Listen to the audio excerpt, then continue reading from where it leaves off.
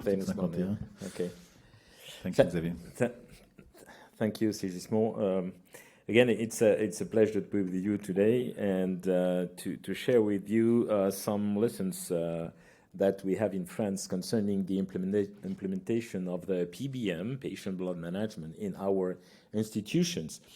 So as you will see, everything is complicated in France. We are, classically, we say that everything is more complicated than every other country elsewhere. So we have to convince all the physicians, and we have to convince all the politics and all the administrative guys to go with us on the pathway to manage and to improve the patient management.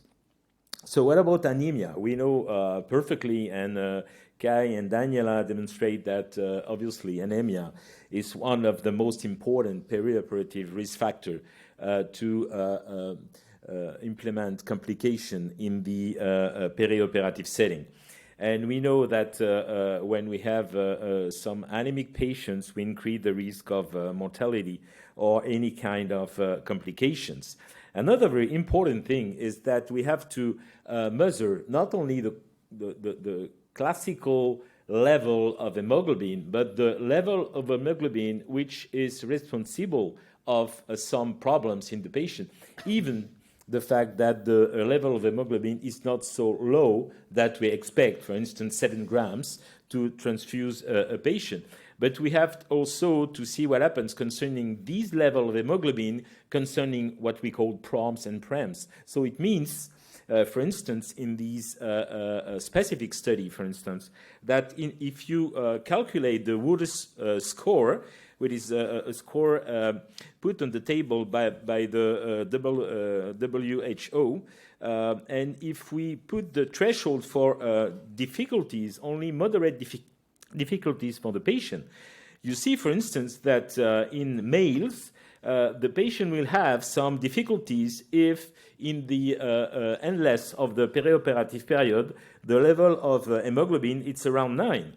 And for a lady, it's around 10. So it means that we have not only to put in our mind that the level of hemoglobin should be 7, for instance, but we have to have a reflection concerning what is the adaptative level of hemoglobin to be in a good shape after surgery.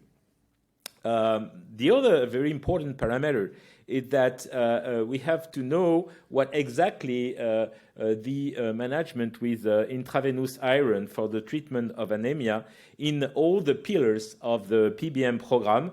And we have now some results concerning these pillars and the usefulness of intravenous iron for our patient. Another very important element for convince colleagues and politics and administrative guys to implement PBM with us in our institution, it's to put on the table that all the European countries go in that way. And we are probably strictly delayed in the optimal management of our patient in France. And this is that has been recommended by the European Union that push the national health authorities to ensure the dissemination and implementation of patient blood management in all the countries. It is exactly what happens in Australia or New Zealand, for instance, or we have clearly a national patient blood management strategy that we don't have in France, believe me. We don't have that. So I think that we have to convince the politic to have an implementation strategy of PBM that it will be national and not only in every institution. So the first slide should be how to implement patient blood management in an environment that is not prone to change. This is exactly what we have in France. Exactly. Everything is complicated. First, we have to convince the anesthesiologists, the surgeons, the nurse, and all the healthcare professionals to manage in the right way the patient So the physicians should be convinced about the benefits of PBM and actors in the deployment of the protocol. We have to generate clinical data, and we know, for instance, that Sigismond in Angers generated since 10 years data to prove that the PBM is the right way for patient in the perioperative period. We have to, as a scientific society like the e-sfar, for instance, to implement recommendations and protocols to push again the colleagues to do PBM in our centers. For the hospital by itself, so it means for the administrative guys and pharmacists, for instance, we have to generate again clinical and economic data at the scale of the hospital or the institution to prove that it is a good way. We have to integrate the PBM into quality standards, and we have to manage some data and collect data to see the analysis of the performance indicators for these PBM. And finally, for the health authorities, we have to demonstrate that promoting PBM is a right way for the patient as a national quality standard, as Daniela speak about certification, for instance, and it can be very useful for us, probably. And we have to cooperate with all the blood bankers to optimize, again, the possibility to do that. And finally, again, we have to speak about costs. And we have now some data about national costs because Sigismond worked a lot about that. And you have to demonstrate that the national cost will decrease with the implementation of the PBM. So first, we have to demonstrate that PBM is mandatory in France. So what we do in daily practice in France now, this is the first thing to demonstrate. And we had no so many data about that. So this is one of the data we have quite recently, and demonstrated, for instance, only on the way of the ID, iron deficiency, in patient undergoing major surgery, that, for instance, 47% of the patient had an iron deficiency in the preoperative period at day one before surgery, the day before surgery. And the patient having iron deficiency plus anemia represents almost 13% of the patient. And what is very interesting is that on those patients, we know that they are anemic or they have an iron deficiency, and only 8% of the patients are treated. So this is the daily practice, actually, in France, what we do. Concerning the postoperative period, so it means 30 days after surgery, 45% of the patient had an iron deficiency, 32.5% of the patient are anemic with an iron deficiency, and only 22% of those patients are treated. This is what we do actually in our patients. So it means now we have data to push the colleagues and the departments of anesthesiology or surgery to improve the treatment. We have also done with Sigismond what we call the peri-op studies 1 and 2.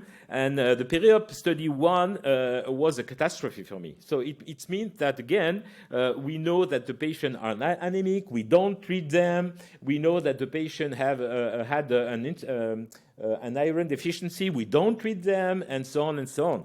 So the only way to see if a PBM within the institution in France will improve the result of such result in our patient is to do some PBM meetings to explain why it should be better to implement a PBM in the institution. And when we do what we call the peri-op 2 studies, we see that we have improvements, obviously, and fortunately for us, it means that we have the fact that we, in the preoperative period, the diagnosis of the anemia, it's better performed.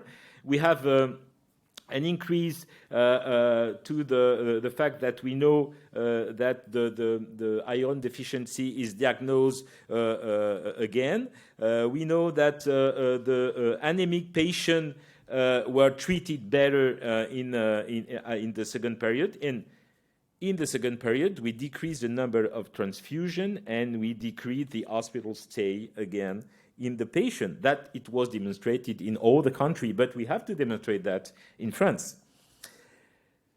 Third, we have to demonstrate that some population of patients could beneficiate from pillar 1 and 2 optimization, even if they are frail. So it means, for instance, the patients suffering from femoral neck fractures, and those patients we know perfectly that are specifically frail, and we Sigismond Sigismond did that in France with the EFIT study, and we have by chance the demonstration of the fact that when we use in those elderly patient group the use of ferric derisomaltose plus tranexamic acid, we improve the quality of management of the patient. We decrease the number of transfusion within the hospital stay, and we optimize the level of hemoglobin on day 1, day 3, day 7, and day 30 in those patients. So clearly, we demonstrate that we have to implement the more complete PBM program possible. So it means that if we use only the tranexamic acid, it's not sufficient. If we use only the erythropoietin, it's not sufficient. So this is exactly the iron, is not sufficient. So we have exactly to push that within the Ministry of Health corridors to push the Ministry of Health to accept the final data, the data which is not possible to ignore for the ministry is the cost, right? So it means, again, you see the first name, Sigismond Lazoki. Again, this guy is a productive guy concerning PBM in papers. He's totally crazy. So it means that when we manage these complete PBM programs in all the patients that are able to receive this program, we have a decrease in cost, mainly concerning the National Health Insurance Program, about 1 billion euro. 1 billion. You hear me? 1 billion euro. And if you see what happens concerning the hospital total cost for these patients, again, 1 billion euro. So it means that the economy is dramatic. So its economy is fantastic to do if we apply in all the patients that can receive the program of PBM. We should have an incredible decrease of money. The second big possibility that we have is to convince to have recommendation for the National Health Authority, right? It is what we did with Sigismond and a group of colleagues with the e-sfar, and we pushed to have the recommendation of practice, clinical practice, and now we have the recommendations from the French authority, the Health French authority, so we have to follow the recommendations, and because we have that, the Ministry of Health opened a little bit the earth to say, okay, we're able to help you to implement the PBM programs in your institutions. So the possibility to help to push the implementation of the PBM program is what we call the Article 51. What is the Article 51? The objective of this article, coming directly from the Ministry of Health, is to promote innovative organization contributing to the patient pathway improvement. This is a real opportunity to test new approaches that are not classical in our institution. And mainly the main parameter is to coordinate a patient pathway and different kind of specialties with the relevance of quality of health and medico-social care. So it means that it's a sort of adventure with doctors, nurses, administrative, pharmacists, biologists, and so on and so on. And what is important in the Article 51 is to see how many guys are implied in this article. It's crazy.